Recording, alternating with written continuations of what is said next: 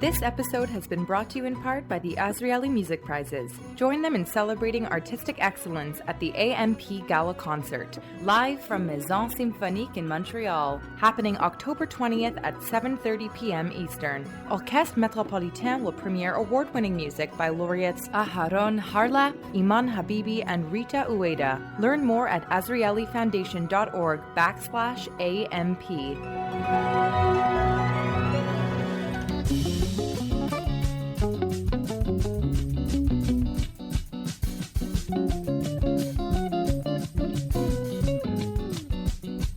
Located right between Toronto and Kingston on the 401. Sons of Jacob Synagogue has a history going back generations. Maybe you are here for the summer or for a weekend. We would love to meet you. That's a promotional video for Belleville, Ontario's historic Sons of Jacob Synagogue. You can watch it on their Facebook page, and we put the link in our show notes. Belleville's small Jewish congregation is located on Highway 401 between Toronto and Kingston. There have been Jews in Belleville for over a century, and the congregation has welcomed worshippers for nearly as long, including during the heydays of the Second World War, when Jewish soldiers stationed in the area made the numbers swell. Today, though, the Belleville Synagogue has fewer than 30 paying members. They kept going even during the pandemic, but this week, despite the best efforts of its long-serving president, they announced that for the first time in history, there won't be regular high holiday services for Rosh Hashanah and Yom Kippur. They couldn't find anyone willing to come lead the prayers and blow shofar, and the shul can't afford to pay what they're calling Toronto prices for somebody who will, even if it's not a rabbi or a cantor. I think the problem is we're located in Belleville. I think if we were located in the Picton area, we'd probably have a lot better success rate. I'm Ellen Besner, and this is what Jewish Canada sounds like for Thursday, September 22nd, 2022. Welcome to the CJN Daily, a podcast of the Canadian Jewish News, sponsored by Metropio.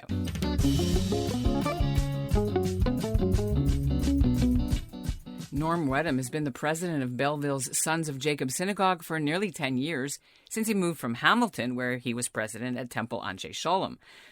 Weddum admits that not to be able to provide full high holiday services this year to the tiny but devoted membership in Belleville is personally disappointing. But he knows his situation isn't unique, as small Jewish communities like his confront changing demographics and the impact of the pandemic, leaving behind heritage brick-and-mortar synagogues. There are two other drawbacks. Belleville has no university, and it's a 30-minute drive from the trendy communities in the Prince Edward County, where he knows there are about 120 or more Jews, many from Toronto, who bought homes in the resort area, especially during the pandemic.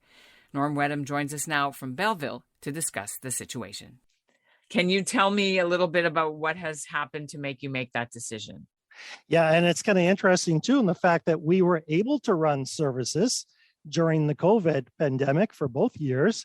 But here we are out of COVID, and we were unable to find a service leader. Our previous service leader got a full-time job in Toronto. That's where he's from, and can't blame him. Obviously, they wanted him for the high holidays. And so I started advertising for someone through different agencies, probably, I'm going to go back maybe 4 or 5, maybe 6 months ago. And we did get hits too. We had people applying and that were interested, but unfortunately, a lot of them, they wanted to be paid in Toronto dollars.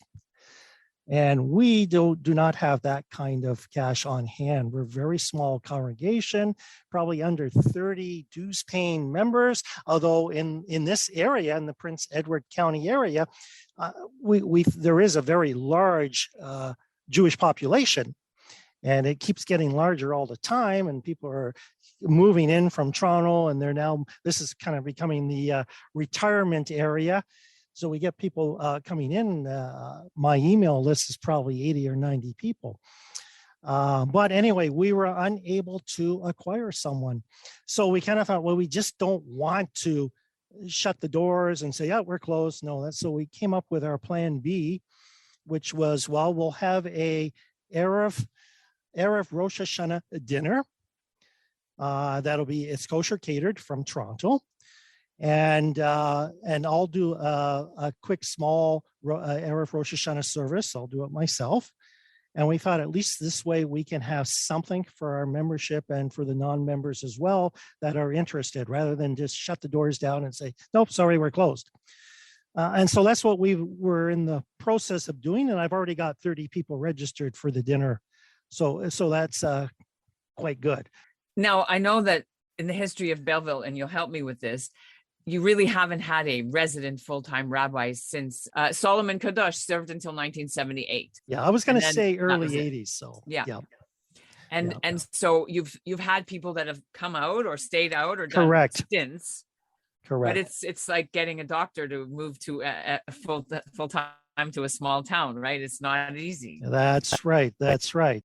I mean, it's not to say that we won't be able to find someone next year. And we do have some contacts actually in the States that we're trying to get.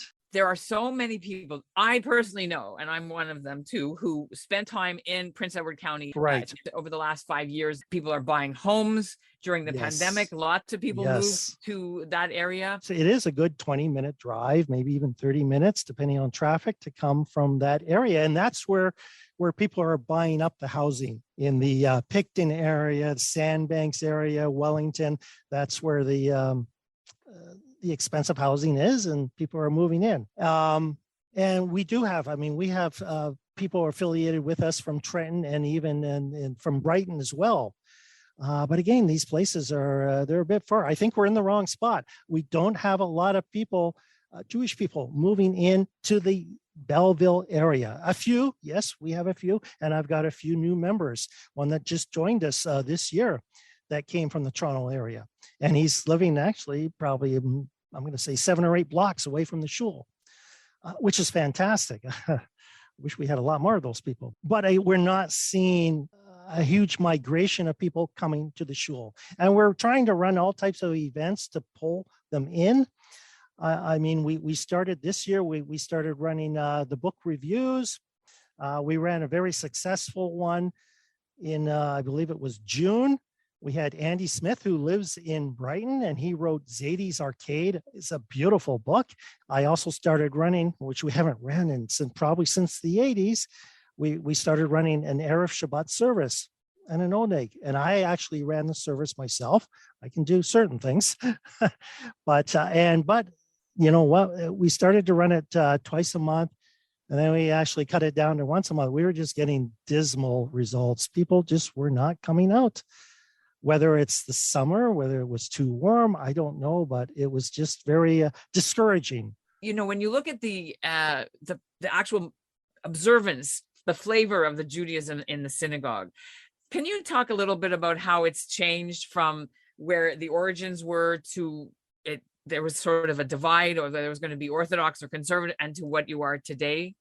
So we are, and we've always started out as a conservative shul. And I'm going to say, just like you're saying, when the shul was first built, and that I'm going to say was maybe conservative Orthodox, whereas that has kind of changed now. I think we're more liberal. So I'm going to say we're conservative liberal now. So we certainly don't have separate seating or anything like that. And we recognize women for a minyan as well. And we're trying to be more liberal. I think the people that are coming out into this area, into the Prince Edward County area, are more liberal, and they're looking for that. They're not looking for very strict Orthodox type service. Does that have any influence on why you wouldn't get a Chabad rabbi student to come? Because if you asked, they would be there in a minute, right? Yes, I'll be perfectly honest. I think it might scare some of our people away because they're really not interested in that. Is there any reason why you couldn't lead the Yontif services yourself with the community taking part? Like, do all need a rabbi to do it? Certainly haven't found anyone in this area that wants to do it. I can get away with doing the Erev service. I'm capable of doing that.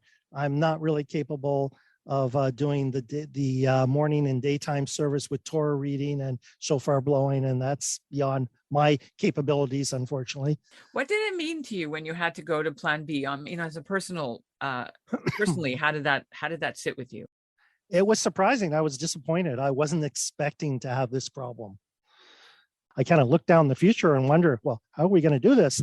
Maybe we're only going to be able to run every second year because of the cost. I don't know. It's very, it was surprising. What is the cost? Everything. Can you say what the cost is? Well, I did have one person say he was getting paid $12,000 to lead services in Toronto, and that's probably a great rate for Toronto, but it's way beyond our means. I mean, we're a shul with probably less than 30 dues-paying members, and I wish we could, and I wish we had. Bring in the members so we can get more money in, and so we can run more programming. But it is difficult, and I keep plugging away. We keep trying, but. So what has the feedback been now that you have made the announcement? What are people telling you? Some were not happy at all with it, and some are going elsewhere.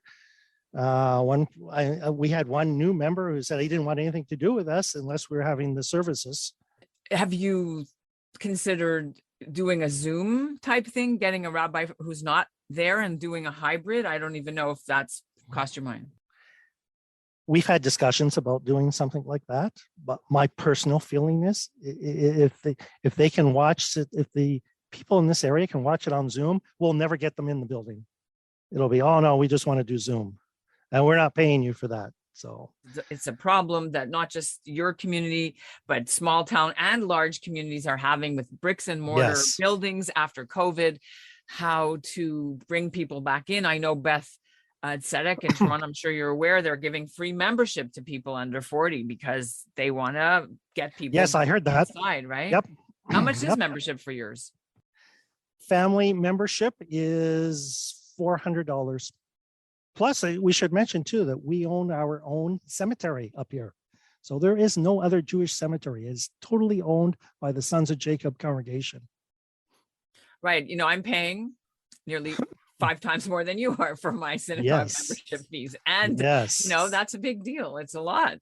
So it's a bargain. Yes, it is a bargain coming up here. Definitely.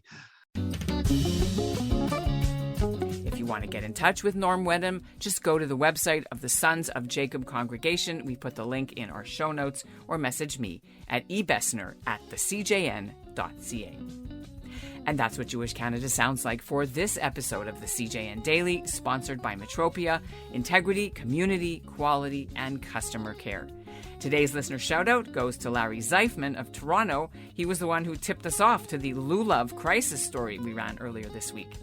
And in case you hear this during the Jewish New Year, I want to wish all of you, on behalf of myself, the CJN Daily producer Zach Kaufman, executive producer Michael Freeman, and managing editor Mark Weisblatt, a happy and a healthy and COVID-free New Year, Hashanah Tova, wherever you're marking the holiday. We'll be back on Wednesday, September the 28th, with a new show. Thanks for listening.